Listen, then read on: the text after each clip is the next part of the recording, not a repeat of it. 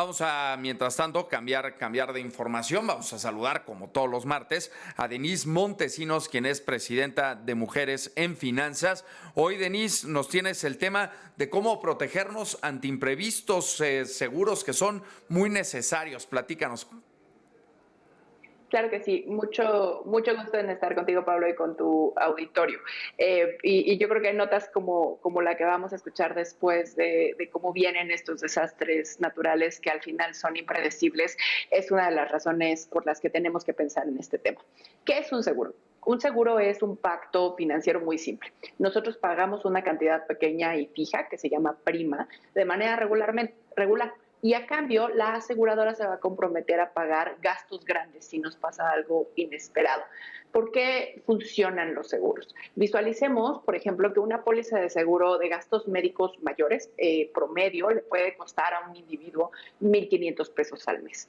Y que según los últimos datos de la AMIS, el promedio de un solo siniestro o una sola enfermedad cubierta por seguro en un año es de más de 129,000 pesos. Cifras que durante el COVID se dispararon. Inclusive mostrábamos gastos de hasta más de 900,000 pesos en caso de que alguien enfermara y llegara a cuidados intensivos. Entonces, lo tenemos que pensar así. Podemos ahorrar durante años, pero una emergencia médica, un accidente, un desastre natural puede borrar todo nuestro progreso financiero en semanas, literal, y provocar endeudamientos no planeados y falta de liquidez que nos va a afectar por muchos años. Esto hace que los seguros no solo sean gastos, sino que sean inversiones en tranquilidad y una base muy fuerte de unas finanzas personales sólidas. ¿Y por qué son fundamentales? Por tres elementos. Uno, protegen nuestro patrimonio. Evitan que tengamos que liquidar ahorros o inversiones para cubrir emergencias, ya sea personales, familiares o sobre nuestros propios activos, sobre nuestro auto, nuestro departamento, nuestra casa. Número dos, pueden mantener nuestro flujo de ingresos. Si no podemos trabajar, los seguros pueden cubrir nuestros ingresos y nos dan libertad para tomar riesgos calculados, porque con estas protecciones podemos decidir inclusive invertir o emprender sin temor a perderlo todo. Y un dato muy importante y un error que creo que cometemos muy seguido, Pablo, es que cuando llegan los tiempos difíciles, una pérdida de empleo, un divorcio, una enfermedad, es común que lo primero que cancelemos sea los seguros para ahorrar dinero. Y esto es exactamente cuando más los necesitamos, porque sin protección, una crisis como estas puede convertirse en realidad en una catástrofe financiera. Y les prometo que la recuperación en casos puede llegar a tomar décadas en lograrse. Entonces, hoy quiero platicarles un poco de cómo elegir esta protección adecuada, de nuevo, según nuestro momento de vida, porque esta estabilidad financiera no podemos dejar que dependa de la suerte. Entonces, ¿qué pasa cuando acabamos, por ejemplo, de iniciar nuestra carrera profesional o que tenemos ya ingresos propios y estables? Tenemos que pensar en estos casos en tres seguros principales. Un seguro de gastos médicos mayores que proteja lo mejor y nuestro mayor activo, que es nuestra persona y nuestra salud. Número dos, el seguro de auto, si ya tenemos auto, protegerlo contra gastos inesperados que pueden desestabilizar nuestro presupuesto en caso de tener un accidente. Y un seguro de vida básico, especialmente si tenemos deudas estudiantiles o tenemos familiares que dependen de nosotros. Y aquí, ¿qué es lo que buscamos? Proteger esta capacidad que tenemos de generar ingresos y evitar que una emergencia destruya la estabilidad que estamos construyendo. Después, cuando estamos consolidando nuestro patrimonio, esto es, empezamos a tener ahorros, empezamos a tener alguna propiedad o responsabilidades financieras mayores, podemos pensar en cuatro seguros principales. Un seguro para el hogar o para nuestro departamento que permita proteger el patrimonio físico, sea nuestro o sea rentado. Seguro de responsabilidad civil que nos va a proteger por demandas por daños a terceros.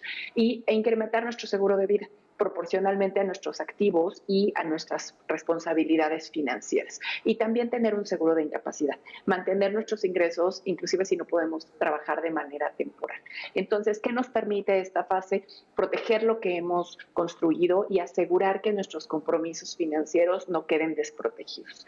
En la siguiente etapa es cuando ya tenemos personas que dependen económicamente de nosotros, conforme vamos avanzando en la vida. Nuestros hijos, nuestros padres, nuestras parejas, en caso de que la tengamos si no tuviera ingreso, ¿qué es lo que necesitamos? Tener 3 cosas. Un seguro de vida más robusto que me deje cubrir en caso de que yo no esté gastos de crianza, de educación, de manutención ya por varios años. Un seguro educativo que pueda, en su caso, garantizar la educación de nuestros hijos sin importar lo que pase. Y testamento y beneficiarios actualizados. Asegurar que con todos estos seguros y todo el patrimonio que tenemos, los recursos se queden y lleguen a quien deben llegar.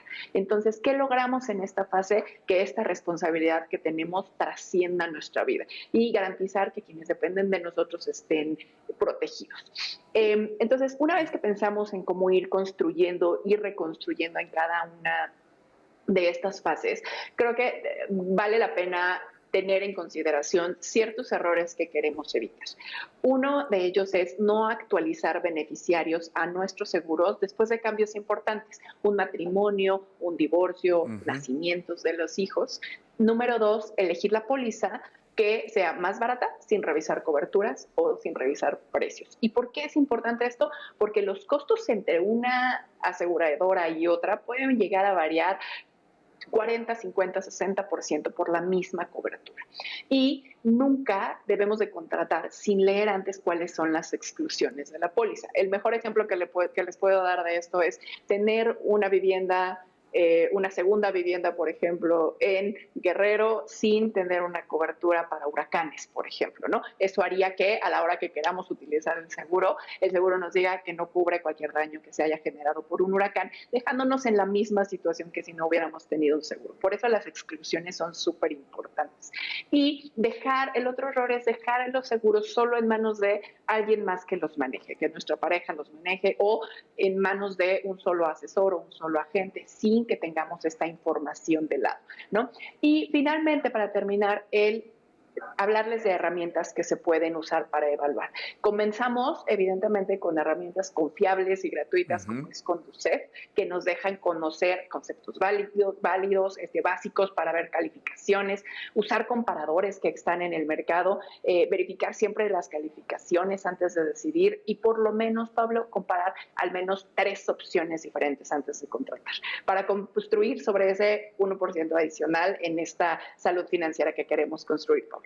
Denise, nada más agregar, digamos, a toda esta información tan importante que nos estás dando, digamos, esta cultura del seguro ha ido creciendo en nuestro país, digamos, a lo largo de los años, con el tema sobre todo de seguro de autos y seguro de gastos médicos, pero no todas las personas piensan en seguro de vida y menos en el seguro del hogar. Hay pocas personas que tienen asegurado su patrimonio y tienen asegurado su hogar pensando que nunca va a suceder absolutamente nada, pero hay que recordar que en México, por ejemplo, hay muchas zonas en donde suceden desastres naturales todos los años, como bien mencionas el tema de los huracanes, pero también vivimos en una zona sísmica. Hay que recordar lo que sucedió en septiembre del 2017, que muchas personas lo perdieron todo, perdieron su casa por no tenerla asegurada ante un terremoto. Es correcto. La realidad es que tenemos una cultura de seguros que, como bien dices, si bien está creciendo, aún datos, por ejemplo, de seguros de gastos médicos dicen que solo el 10%, poquito más del 10% de la población los tiene. Seguros como para el hogar, esto es un número todavía mucho más bajo. Y de nuevo, son riesgos que pensamos que no podrían pasarnos, pero que al final se vuelven en ese ejercicio que estamos haciendo de ir poniendo gotitas de gasolina al cohete de nuestra estabilidad financiera.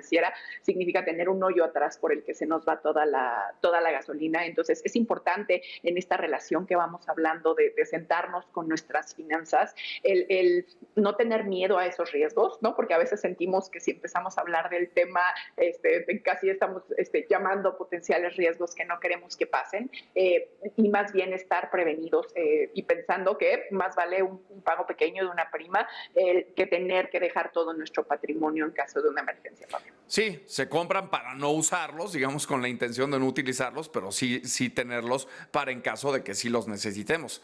Hay que pensarlo así. Como bien lo dijiste al principio de tu comentario, son una inversión en nuestras vidas. Muchísimas gracias. Gracias, Denise Montesinos.